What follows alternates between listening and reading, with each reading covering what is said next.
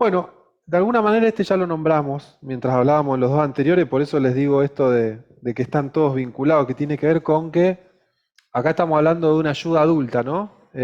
Por eso acá hay una salvedad para quienes trabajan con niños o en un contexto con las infancias que no aplica de la misma manera, pero cuando estamos hablando de ayuda entre adultos, sí podemos generalizar a todo tipo de ayuda, independientemente si es terapéutica, si es pedagógica, si es eh, interpersonal, amistad, de pareja, que bueno, justamente tiene que ver, Hellinger lo plantea como que es una de las distancias más grandes de la ayuda terapéutica dentro del mundo terapéutico de las constelaciones con otros enfoques, que tiene que ver con la postura que Hellinger tiene, digamos, con el sostenimiento de la transferencia y la contratransferencia, digamos, ¿no? De esa simetría que por ahí sucede cuando alguien pide ayuda, que muchas veces, dice él, se acerca, sobre todo a los servicios de ayuda, como un niño se acerca a los padres a pedir ayuda, esperando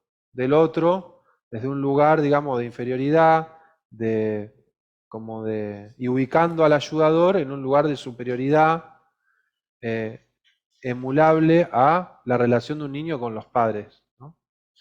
Entonces, en ese sentido, es lo que plantea que cuando se sostiene esa transferencia y esa contratransferencia, en general el resultado que se genera, que hoy nombraron un ejemplo así, vos Nora nombraste un ejemplo, se replica esa situación. Entonces, en algún momento, la persona me termina ubicando en ese lugar materno-paterno y replica esa misma falta, independientemente de lo que hace el terapeuta o el ayudador. A veces no es tan literal, pero digo, nombramos ese ejemplo para que se entienda, digamos. Sí, Por eso yo en ese sentido entiendo que cuando él habla del sostenimiento de esa transferencia y contratransferencia, él de hecho lo dice así, cuando el terapeuta, el psicólogo, el ayudador no sabe encontrar cuándo está el límite, ¿no? Ahí es donde estamos ubicando como niño al otro, ¿no? Es que no estamos sintiendo de que sin mí no puede afrontar eso. O yo tengo que estar en ese lugar, digamos, ¿no? Eh, yo siempre lo entendí de esa manera, no como generalizando y que eso no sirva, sino cuando ese sostenimiento es más una necesidad del terapeuta también también. hay Hay que que contextualizar que este texto de Hellinger, Los órdenes de ayuda, es una conferencia que él da en España con psicólogos y psiquiatras y donde él básicamente hace hincapié durante todo el taller, si leen el libro, de ataca de una manera muy virulenta cuando el ayudador está en un lugar de mucha importancia. Es lo que todo el tiempo trata de desarticular es esa idea de quienes no creemos los ayudadores que somos, ¿no? Y yo también interpreto, contextualizando, que eso surge en un contexto donde él era muy atacado por su forma de trabajar. Y también creo que su postura tan de tapones de punta también obedecía a una defensa hacia el ataque que él recibía de lo que él estaba haciendo, donde le decían de todo. Entonces, también yo creo que él es hasta tiene cierta agresividad su planteo en este libro, y si ven las entrevistas, las cosas que le dice a los psiquiatras y los psicólogos, verán de qué me refiero, también tenía ese contexto.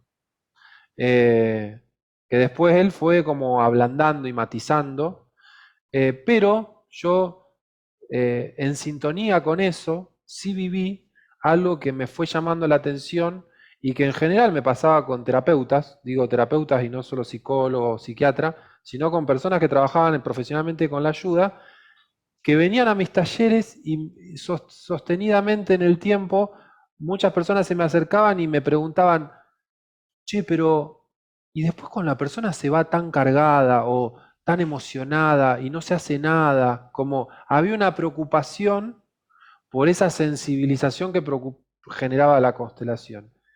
Y yo en ese sentido, en general, lo que observaba es que eso en general no era una necesidad de las personas que habían pasado por esa instancia de sensibilidad, sino de las personas que querían ayudar.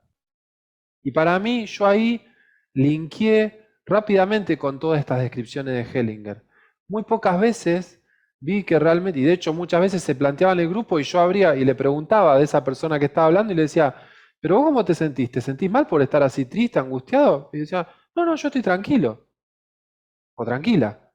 Y en general eran los terapeutas o los ayudadores, a veces no profesionalmente, sino que se incomodaban con esa sensibilización. Entonces, como yo entiendo desde esa perspectiva esto que está señalando Hellinger, cuando se pone a la persona en un lugar de que no puede con su dolor, de que necesita un acompañamiento extra, que no es que no lo necesite, todo lo que nosotros hacemos y enseñamos es justamente para hacer un acompañamiento criterioso, sobre todo que muchas veces trabajamos con trauma, y en eso somos muy cuidadosos. Pero sí, bajo ciertos paradigmas, yo lo que he vivido es que muchas miradas interpretan que hay debilidad donde yo veo fortaleza y viceversa. Se ve fortaleza o acompañamiento donde yo veo que están debilitando a la persona. Y eso es una cuestión de paradigma. No está ni bien ni mal una postura y la otra, no creo que una sea mejor. Sí, en mi caso, yo tengo claro dónde me posiciono con eso. ¿Cuál es mi experiencia con eso? Porque lo vivo familiarmente, cuando se quiere ayudar a un familiar, lo vivo dentro del contexto y que en general no es un tipo de ayuda que lleve a buen puerto y en general está más focalizada en la necesidad que tiene el ayudador. Y este aspecto, digamos, es una de las cosas que yo recuerdo en la formación, más revuelo armaba con el tema bueno, ¿qué es descuidar o no? ¿No? Ahí, yo creo que es como una daga precisa como al epicentro de la ayuda, ¿no?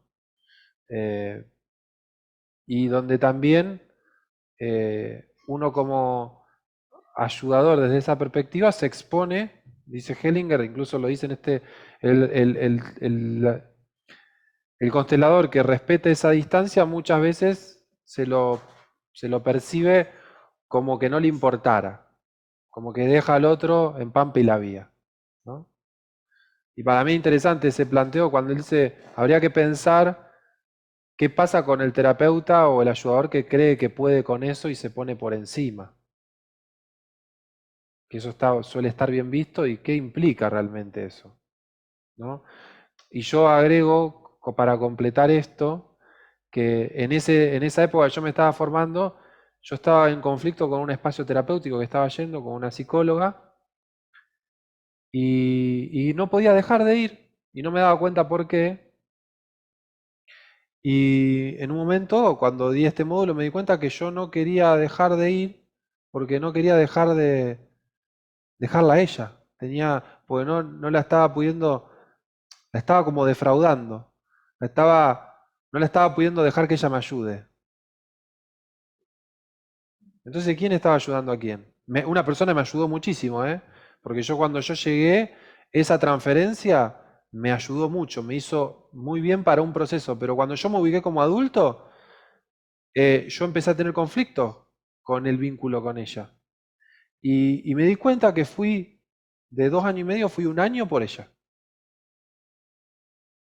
Y después de darme cuenta de eso, dejé el espacio terapéutico. Pero no se lo podía decir, ¿no? Entonces, y eso pasa mucho con esta dinámica de transferencia contra transferencia. En este sentido, cuando ya no está al servicio de la persona, que está primando mi necesidad de ayudar más que la necesidad del que es ayudado. Porque si no, es imposible que eso pase. A mí en el primer momento me era funcional porque yo necesitaba ese cobijo, pero después me fue un obstáculo.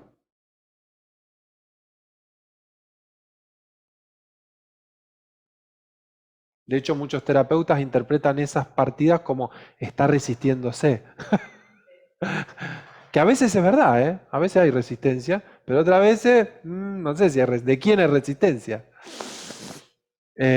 Bueno, para mí una persona que está posicionado como adulto no va a pedir un consejo a un terapeuta. Lo que va es a escucharse. Si yo pido consejo y que me diga lo que yo tengo que hacer, no estoy posicionado como adulta. En algunos casos es necesario, pero si la terapia se trata de que yo le pida un consejo y me diga lo que yo tengo que hacer, como le pasó a Nora, que le decía, ¿qué hago con el perro?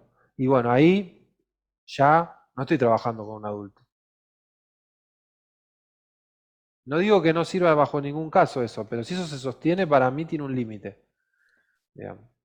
Sí, que tampoco quiere decir que uno no está todo el tiempo trabajando con el niño o la niña o las diferentes edades, pero está el adulto y su niña como en ese Exacto. entretejido presente, ¿no? Y es darle justamente esos recursos para que esa relación se vuelva a establecer y no se, venga, ¿no? Como se restablezca esa relación interna. L- La peli que el indomable Will Hunting, algo así, no sé si la tienen, la registran, que trabaja Matt Damon y Robin Williams, es de los 90, 98.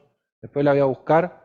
Es maravillosa porque muestran el vínculo terapéutico, cómo él va pasando por distintos los vínculos terapéuticos y él es un superdotado y los da vuelta como una media a todos los terapeutas que lo ponen en un lugar de inferioridad, él los da vuelta y no lo pueden ayudar hasta que Robin Williams se para en otro lugar y pasa otra cosa. Para mí es una hermosa síntesis de cómo es trabajar desde un lugar adulto y él es un psicoanalista, digamos, no tiene que ver con el paradigma. Pero en esa película lo que hace Robin Williams es como lo que muestran es eso, cómo se puede ayudar a esta persona. Y la diferencia de todos los otros que lo habían querido ayudar, cómo no podían. Y él no se podía dejar ayudar en esa forma.